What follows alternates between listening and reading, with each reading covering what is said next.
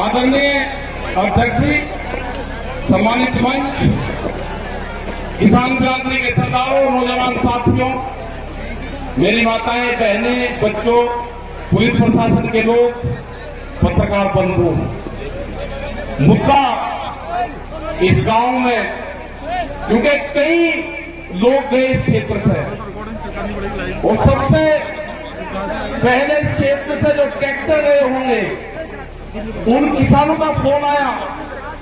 उन्होंने कहा कि कई ट्रैक्टर यहां से है और हम आना चाहते हैं, यहां से पुलिस रास्ते में नहीं आने देती। मतलब ये पहली बार लगा कि इस क्षेत्र से ट्रैक्टर भी आंदोलन में हिस्सा ले लेते हैं। ये पूरे देश का मसला है। इसको पहले बांटा गया पंजाब हरियाणा में, फिर इसको बांटा गया उत्तर प्रदेश राजस्थान के कुछ सीमाओं में, फिर इसे कहा कि ये तो सरकार का आंदोलन है, फिर कहा कि एक बिरादरी का आंदोलन है। 8-10 टुकड़ों में इस आंदोलन को बांटने की कोशिश करेंगे। ये नहीं कहा कि आंदोलन किस मुद्दे पे है। सरकार से 12 बार बातचीत हुई, 12 दौर की वार्ता। हमने कहा कि जो 3 काले कानून हैं इनको वापसी ले लो।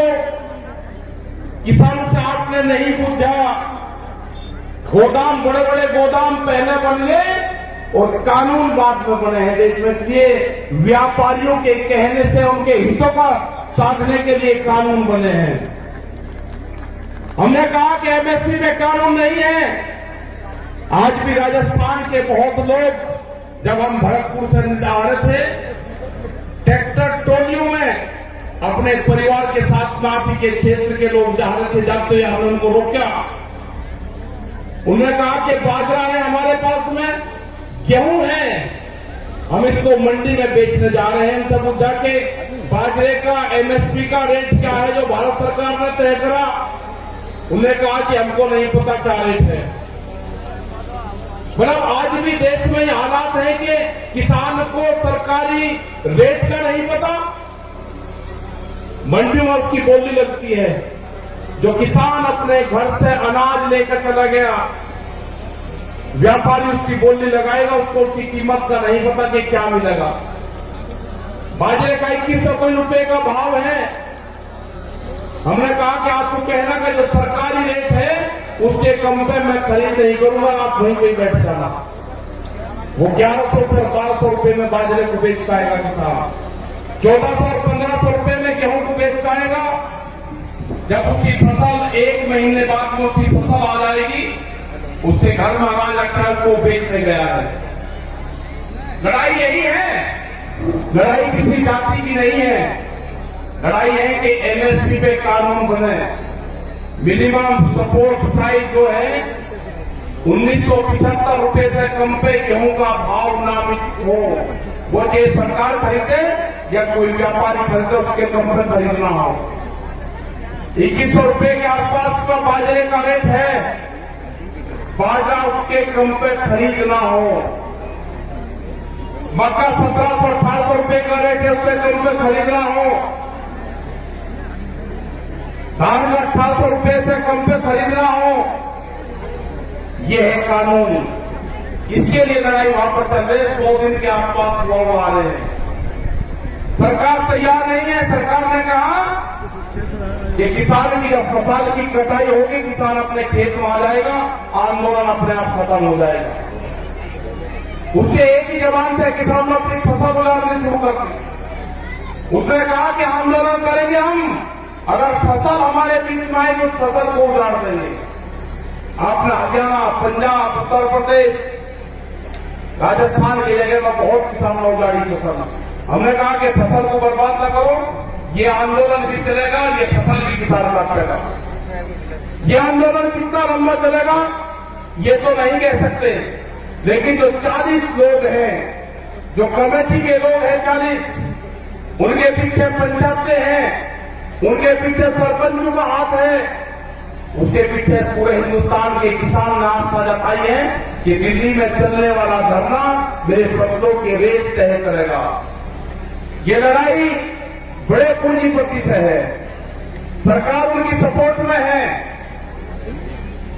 ये लड़ाई वही है जो जमींदारों के खिलाफ होती थी। ये लड़ाई वही है जो राजाओं के खिलाफ होती थी। वो लड़ाई भी अनाज की लड़ाई थी, ये लड़ाई भी अनाज के रेट की लड़ाई है।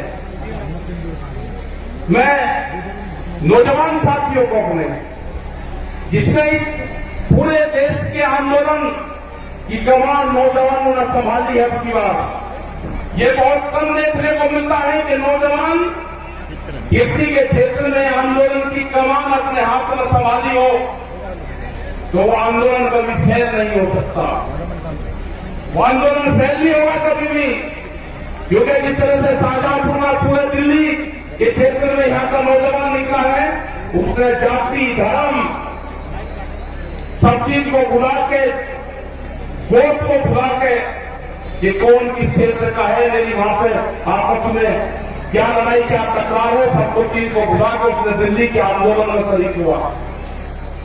जिस तरह से यहां पर लोग इकट्ठा कर रहे हैं पैसा, सरकार कहती है कि धन कहां से आ रहा। इस आंदोलन को गांव का किसान चलाता है, इस आंदोलन को हल चलाने वाला किसान चलाएगा, इस आंदोलन को क्रांति से काम करने वाली हमारी महिलाएं चलाएगी, इस आंदोलन को हाजी और पाजी चलाएगा। यह आंदोलन क्रांति का आंदोलन है, यह आंदोलन फेल नहीं होगा। एग्रीकल्चर जो कृषि में काम आने औजार वाले जो है, इस आंदोलन को वही लोग चलाएंगे जो अपने खेतों में हाथ से काम करते हैं। कोई नहीं गया घर से। यहां पर बैठे राजाराम जी मेन जी है, यहां पे युगवीर सिंह, जोगिंदर जी, अमनाराम जी, जो आपके शाहजहांपुर बॉर्डर को प्रमुख से देखते हैं। आप 200-200 किलोमीटर से यहां से जाते हो आप, और दिल्ली को ऑफ नहीं अभी। कई लाख आदमी दिल्ली के चारों तरफ को है, और दिल्ली फिर कान खोल कर सुन ले, ये ट्रैक्टर भी वही है, ये किसान भी वही है। आप ज्यादा तानाशाही दिखाओगे, ये किसान अब की बार में ज्यादा तादाद में दिल्ली में जाएगा, ज्यादा तादाद में किसान जाएगा। यहां की फसल कट जाएगी हमारी 1 महीने में। ये कह रहे हैं कि किसान ट्रैक्टर से नहीं आएगा दिल्ली, ये किसान दिल्ली ट्रैक्टर से ही आएगा। जब इसको दिल्ली कोच करेंगे, ये किसान अपना ताम झाम लेकर आएगा। हर क्रांति होगी देश में। खेत में चलने वाला हर औजार वो साथ लेकर आएगा। जब जब भी बड़ी बड़ी लड़ाइयां हुई, उसमें साथ लेकर चला है। वो जानते हैं ये कौन सा क्षेत्र है। ये बेहद क्रांतिकारियों का क्षेत्र राजस्थान। बड़ी बड़ी लड़ाइयां यहां पर लड़ी गई, ये किसान पीछे नहीं हटेगा। जो मेरा नौजवान साथी है वो पीछे नहीं हटेगा। अपने खेत की मिट्टी को जब दिवाली होली अब आएगी, दुल्हनी आएगी, रंग नहीं लगाना आपकी बार। अपने गांव की खेत की मिट्टी अपने शरीर पे लगा देना, उससे अपने शरीर को टच करवा लेना अपने खेत की मिट्टी से। जब आप दिल्ली लड़ने जाओगे अब की बार, अपने खेत की मिट्टी अपने साथ लेके जाना। हो सकता है कि वहां से आपका गांव आपके याद आए। जब मिट्टी आपके साथ में रहेगी तो गांव याद नहीं आएगा आपके। अपने खेत की मिट्टी अपने पूजा स्थान में रखो। अगर ये आंदोलन में किसान फेल हुआ तो 20 साल में आपकी जमीनें नहीं बचेगी, इतना कर्जा किसानों के ऊपर आ जाएगा। सब लुटेरे आगे हैं, इन लुटेरों का मुकाबला होगा जेली और सांगों से, जो खेत में भूख हटाने के काम आते हैं। ये लुटेरे हैं, देश को लूटने आए हैं, इनका मुकाबला होगा, इनसे लड़ना पड़ेगा। पूरा दिल्ली को चारों तरफ से किसानों ने घेर रखा है। लड़ाई कितनी लंबी चलेगी ये तो नहीं कह सकते, लेकिन लड़ाई चलेगी, किसान जीतेगा। किसान हार कर दिल्ली से नहीं आएगा वापसी। सरकार कान खोल कर सुनना, दिल्ली की सरकार न किसान महकाम आएगा, न किसान वापसी आएगा। जब तक एमएसपी में कानून नहीं बनेगा, 3 दिन वापसी नहीं होंगे। और भी बहुत से भी लेकर आ रहे हैं, जब तक किसान वापसी नहीं होगा। जो मेरे बुजुर्ग हैं, उनका जिस तरह से साथ मिल रहा है आंदोलन में, उन्हें जिस तरह से नौजवान साथियों कहा कि आप चलो आंदोलनों में, हमारे अध्यक्ष यहां पर बैठते हैं, 90 साल से ज्यादा उम्र इनकी है, कह रहे कि आंदोलन लड़ाई लड़ो, आंदोलन करो, दिल्ली चलो। तो यही सारे नौजवानों का, सारे युवाओं का, सारी महिलाओं का यही कहना है कि दिल्ली से वापसी नहीं आना। ये लड़ाई किसी जाति बिरादरी की नहीं है, ये लड़ाई किसान के अस्तित्व की है। इस लड़ाई को हमको लड़ना पड़ेगा, बहुत मजबूती के साथ लड़ना पड़ेगा। जाति, धर्म, गोट, खास ये सब छोड़कर ये लड़ाई किसान और मजदूर की लड़ाई है। गरीब का अनाज तिजोरी में बंद ना हो, देश में भूख पे व्यापार ना हो, बड़े बड़े गोदाम बन गए, बड़े बड़े ताले लगेंगे, गरीब आदमी को रोटी नसीब नहीं होगी, कीमतें अनाज की उतनी बढ़ेगी। ये लड़ाई है रोटी तिजोरी में बंद ना हो, ये लड़ाई है व्यापारी के चुंगल में अनाज न जाए, ये लड़ाई है किसान को फसलों के दाम मिले। ये लड़ाई जारी रहेगी, आंदोलन हमारे जारी रहेंगे और हम पूरे देश भर में जाएंगे। पूरे देश भर में 24 मार्च तक के प्रोग्राम हमारे लगे हुए हैं अभी। उसके बाद आगे के प्रोग्राम लगेंगे, कह देंगे वेस्ट बंगाल में चैलेंजर जाएंगे, आसाम में जाएंगे, वेस्ट बंगाल में जाएंगे, कर्नाटक और तमिलनाडु और महाराष्ट्र में भी जाएंगे।